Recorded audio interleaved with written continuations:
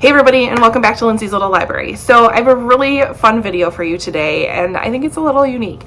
My local library does a book bundle request that you can fill out. So you go on their website and you kind of put in what kind of books you're thinking about, what kind of books you're in the mood for, what you like, what you don't like, what authors you enjoy, and you fill out this questionnaire and a librarian will go and pick your books for you. So in the spirit of Historathon, since we are in the midst of November and I am like obsessed with all of the historical fiction that I'm reading right now, I put in, give me your 10 best historical fiction books based on the fact that I love multiple perspectives, dual timelines. I asked her to stay away from World War II because I'm looking to kind of expand my horizons a little bit, and nothing like super like Regency. I'm getting into it, but I was just kind of, I don't know, I was looking for something in this kind of mood. And Nancy over at the library, who is so amazing. I should leave a link to our library channel below, because she'll come on and do little YouTube videos of like, if you like this book, read this book, or I don't know, she gives really awesome book recommendations. So I was so lucky to have her fulfill my kind of book request. So I just picked them up. I've hardly had a chance to really look at them. I have some of these I've never heard of or seen before, and some of them I've already read. So based upon the ones I've read and that I love them, I think Nancy hit it out of the park. So let's talk about the ones that she sent me. And I get the little sticker off of them. So first one I'm going to talk about, Magnolia Palace by Fiona Davis. I'm loving Fiona Davis. I read The Address earlier this year and definitely need to read more by her. I do actually have this book. I even think it's, oh no, I think my aunt has it right now. But I do have it from Book of the Month, so I'm thinking we're on the right track here. So we have a tantalizing novel about secrets, betrayal, and murder within one of New York City's most impressive Gilded Age mansions. So she heard me about not World War II. I don't know if it's multiple perspectives. It may not be, but we might have multiple timelines. Let's see. 8 months since losing her mother in the Spanish flu outbreak in 1919, we have Lillian. Her life has completely fallen apart. For the past 6 years, under the moniker Angelica, Lillian is one of the most sought-after artists models in New York City, with statues based on her figure gracing landmarks from the plaza to the Brooklyn Bridge. With her mother gone, a grieving Lillian is rudderless and desperate. The work is dried up and a looming scandal has left her entirely without a safe haven. So she stumbles upon an employment opportunity at the Frick Mansion, a building that ironically bears her own visage, so she must have a statue there.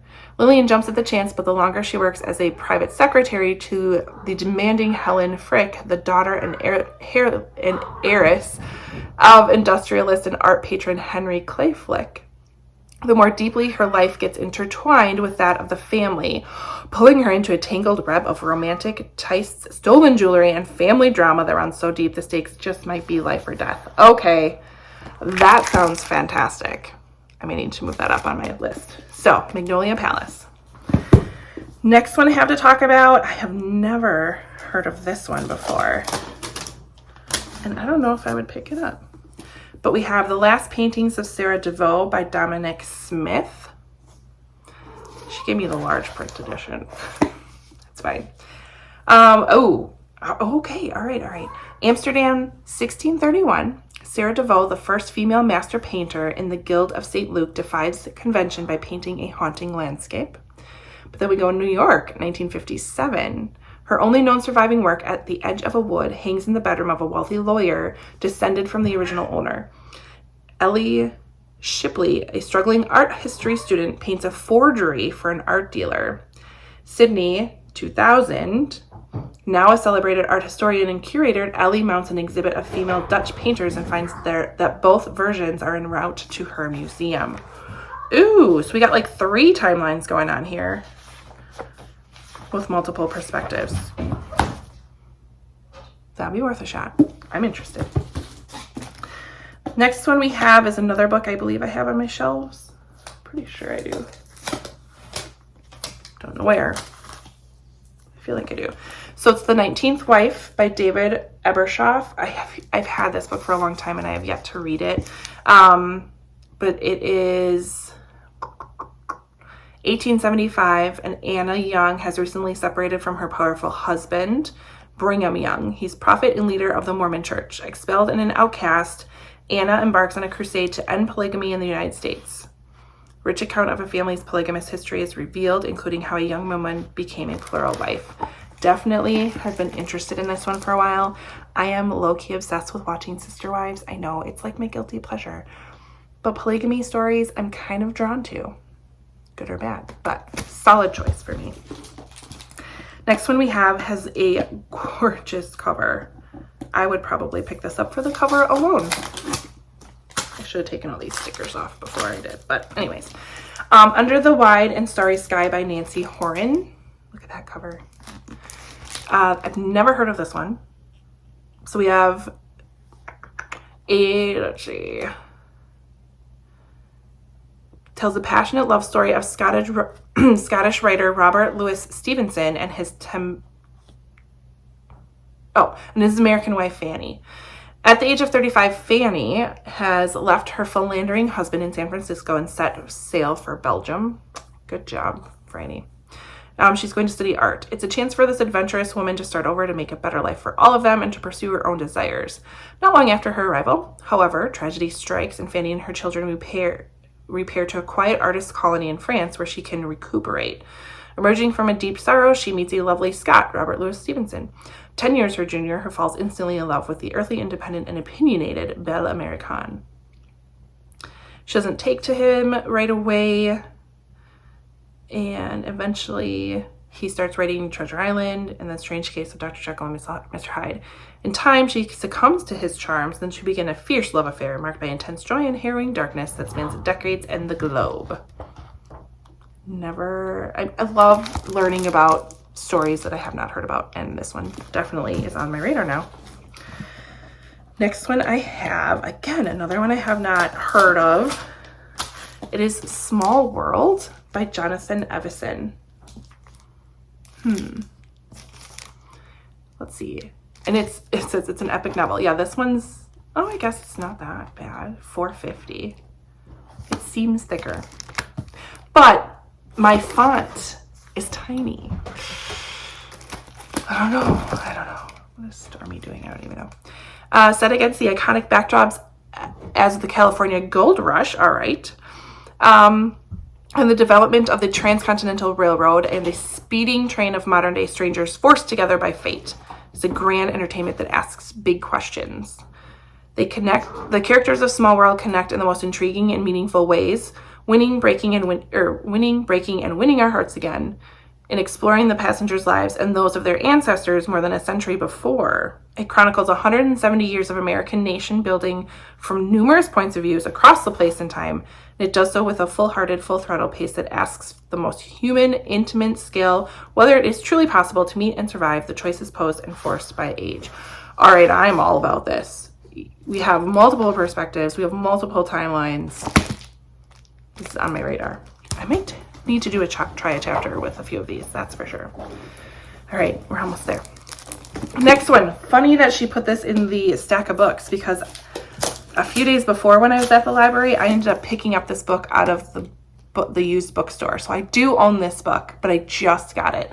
This is Songs of Willow Frost by Jamie Ford. Jamie Ford wrote The Hotel on the Corner of Bitter and Sweet. Sounds so interesting. So we have a Chinese-American boy named William. He's 12 years old. He lives in Seattle's Sacred Heart Orphanage ever since his mother's body was carried away from their small apartment 5 years ago.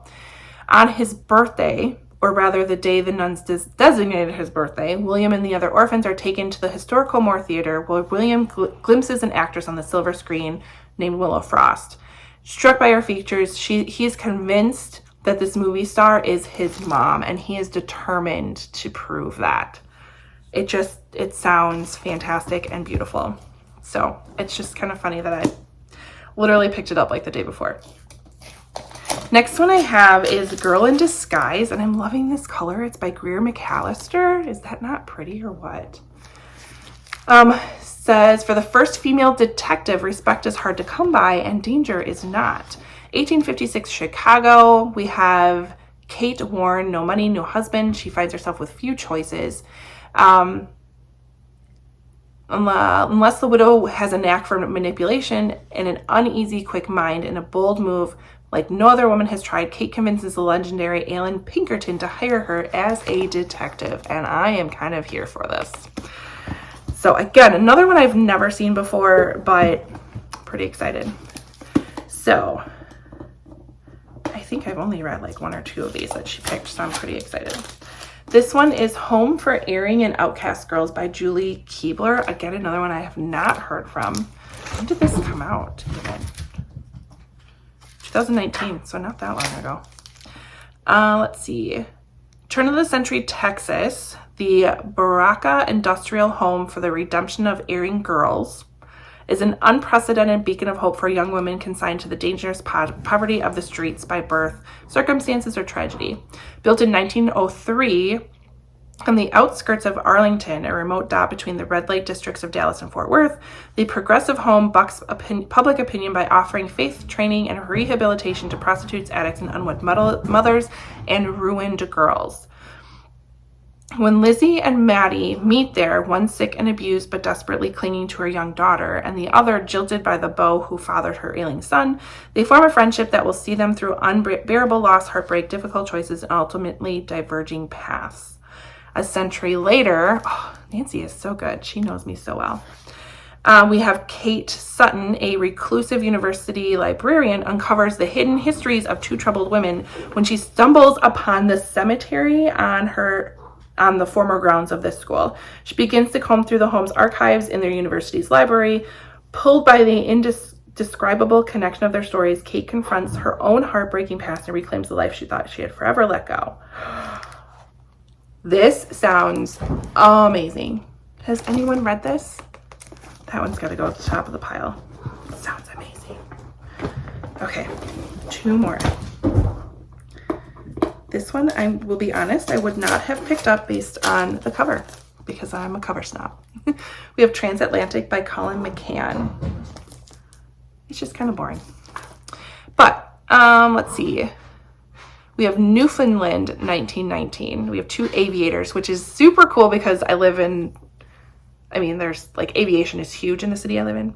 We have 2 aviators, Jack and Arthur, and they set course for Ireland as they attempt the first nonstop flight across the Atlantic Ocean, placing their trust in the modified bomber to heal the wounds of the Great War. Then we have Dublin 1845 and 46 on an international lecture tour in support of his subversive autobiography. Frederick Douglass finds the Irish people sympathetic to his abolitionist cause despite the fact that a famine rages the countryside.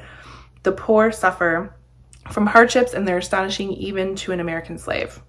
New York, 1998, leaving behind a young wife and newborn, Senator George Mitchell departs for Belfast, where it has fallen to him, the son of an Irish-American father and a Lebanese mother, to shepherd Northern Ireland's notoriously bitter and volatile peace talks to an uncertain conclusion. These 3 iconic crossings are connected by a series of remarkable women whose personal stories are caught up in the swells of history, beginning with Irish housemaid Lily Duggan, who crosses paths with Frederick Douglass, follows her daughter and granddaughter, Emily and Lottie, and culminates in the present-day story of Hannah Carson, in whom all the hopes and failures of previous generations live on. From Ireland to Missouri and the windswept coast of Newfoundland, their journeys mirror the progress and shape of history. They each learn that even the most unassuming moments of grace have a way of ripping through time, space, and memory. Okay, that sounds amazing. And it's not that big. Huh. I'm intrigued. Nancy, you did a great job. And then she also sent me I Was Anastasia by Ariel Lahan, which I have read and love so much.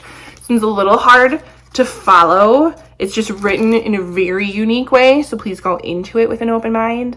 But I love this book. So 1 book that I've read, a few books that I own, and a whole bunch of books I've never heard of that I all am excited for. So if you've heard of any of these and you think that they're fantastic, please comment below and let me know which ones. I have these books until December 15th. So there's a possibility I could fit 1 or 2 in. Absolutely.